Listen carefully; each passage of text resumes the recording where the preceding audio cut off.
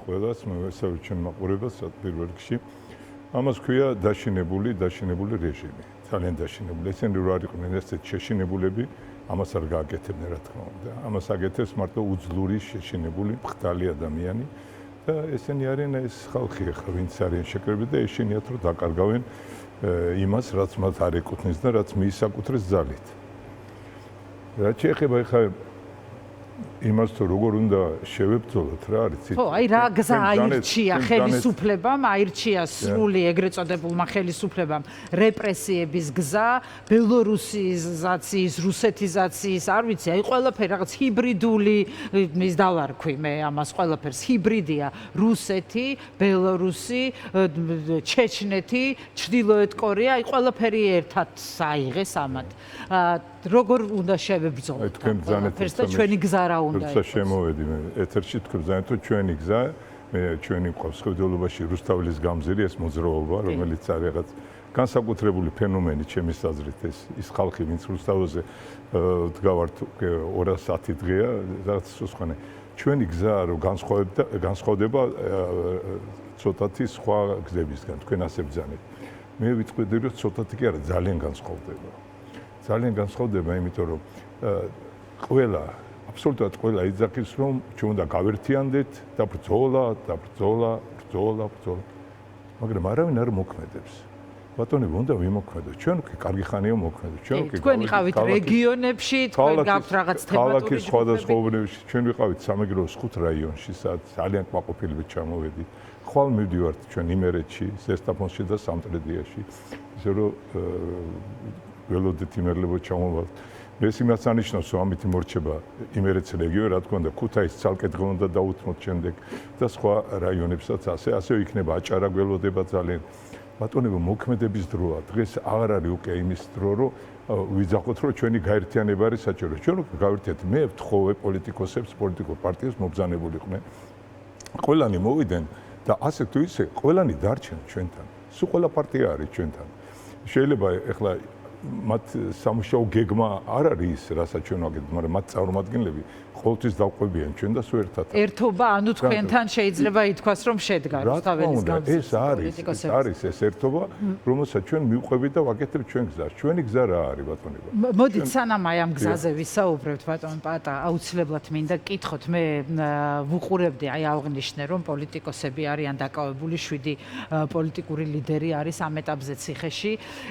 მე კადრებს, როდესაც ვადევნებდი თვალს, ყველგან გნახეთ თქვენ, მამუკასთან, ბადრისთან. მეგობრები არიან ძალიან ახლო, ყველაფერს თავი დავანებთ. აი, ბევრი რამ გინახავთ ცხოვრებაში. აი, ასეთი რამ გინახავთ, რასაც იქ უყურებდით და აი რა შეგრძნება გქონდათ, აი როგორ გიპასუხოთ ტელევიზიით შეიძლება თქვა თუ ისე გიპასუხოთ როგორც გულწრფელად მიპასუხეთ, რაც მთავარია. ხო, მაშინ მე თქვენ გეტყვით გულწრფელად. მე 2016 წელს პარტია რო ჩამოვაყალიბე.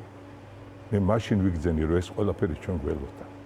მაგრამ ვერ მივიტანე ხალხამდე ეს, ვერ მივიტანე, იმიტომ რომ ყველას კიდე ჯეროდა ბიძინა ივანიშვილის გულწრფელობის და მისი მეცენატობის და ყველაფრის. მე მაშინ ვიგძენი, რაც საჭირო იყო რომ მე შემექმნა ის პარტია. აბსოლუტურად რომ მიმეტოვებინა ის სასწაული კარიერა რაც მე მქონდა და შევყოფილი თავი შემეყვა ამ პოლიტიკაში. იმიტომ მე ვიგძენი რომ ჩემი სამშობლო არის გასაჭირში, ჩემი სამშობლო არის დაცული. არა, ამას ელოდით, აი გიორგი ვაშაძე დაიჭირეს. ამას ველოდი, იმიტომ რომ მე ამ ადამიანს ვიცნობ, კარგად ვიცნობ და ამიტომაც ველოდი მე ზუსტად ამას. და აი ნახეთ დღეს დაიკარგა უკვე რამდენი წელი, უკვე 9 წელი გავიდა იმის შემდეგ და ნახეთ რა დღეში ვართ. ეხლა თავი გვაქვს უკვე ეხლა ყველანი უკვე ამბობენ რომ რა სწორი იყავი მაშინ. აი რო იცნობთ თქვენ ივანიშვილს, კარგად ვიცნობ, ამბობთ და იცით მისი ფენომენი. სისუსტის გამოვლინებაო თქვენ ეს აღნიშნეთ, ხო? მაგრამ აი რა გეგმა აქვს მაშინ და რაში სჭირდება ეს ყველაფერი? რაში სჭირდება ამდენი პოლიტიკური ტყვე? და როგორ გააგრძელებს თქვენი აზრით? რამდენადაც იცნობთ და ამას ველოდიო, აი ახლა რა მოლოდინი გაქვთ? შემდეგი ეტაპი რა იქნება? ჩემზე მაგალითად დატოვა ესეთი შტაბ-შტილება, რომ ეს კაცი ყველაფერზე წამსვლელია რაღაც თავისი კაპრიზების გულისთვის. შეიძლება ეს კაპრიზები უფრო გაზრდილია ახლა. და ბევრად გაზრდილი იქნება, იმიტომ რომ ახლა ესეთ ძალაუფლება აქვს ხელში. მე ახლა ვერ ვიმარჩიელებ ის რაც გააკეთებს. მაგრამ ნუ ყველას გვემუქრება რა თქმა უნდა, სულ ყველას აი ის რაც ჩვენ პოლიტიკურ პარტნიორებს აქვს და სინდის პარტნიორებს. ეს ყველას გვემუქრება, მაგრამ ეს იმას არნიშნავს, ჩვენ უნდა დავყაროთ ფარხმალი. მე მაგალითად არცად ამ ზაფხულს წასვლას არ ვაპირებ, მე ვრჩები საქართველოში, იმიტომ და მოუწოდებ სულ ყველა ჩემს მეგობრებს და ახლობლებს, საქართველოს მოქალაქეებს ეს ზაფხული ჩვენ უნდა გავატაროთ საქართველოში, იმიტომ რომ ამ დროს დაკარგვა არ შეიძლება, ჩვენ უნდა ვიმოძრავოთ თელ საქართველოში, რომ შევკრიბოთ აი იმ ყრილობისთვის, რომელსაც ეროვნული ყრილობისთვის, რომელსაც თქვენ აანონსებთ 4 ოქტომბერს, მაშინ, როდესაც კალენდარულად არის ჩანიშნული ადგილობრივი არჩევნები, ამაზეც მოგვიყევით თქვენ ამას როგორ ხედავთ?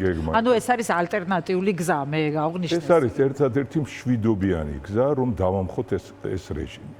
ერთადერთი მშვიდობიანი გზა ამ რეჟიმის დამხობის. იმიტომ რომ ჩვენ გვაქვს ჩვენ ხელში კიდევ შემოგჩა ის კონსტიტუცია, რომელიც ჯერ არ გადაუკეთებიათ და იქ ხელისუფლების წყარო არის ხალხი. ჩვენ ვართ ხელისუფლება, თქვენ, მე, აი ოპერატორი, სულ ყველანი.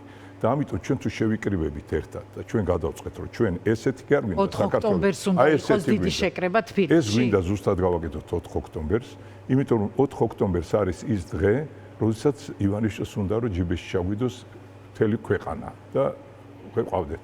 აი ეს ამის საშუალება ჩვენ მას არ უნდა მივცეთ. მას ჩვენთვის აღარ ეცლება ისე, როგორც ეცლება სხვა 2 ოქტომბერს ან 7 ოქტომბერს. 4 ოქტომბერია ზუსტად.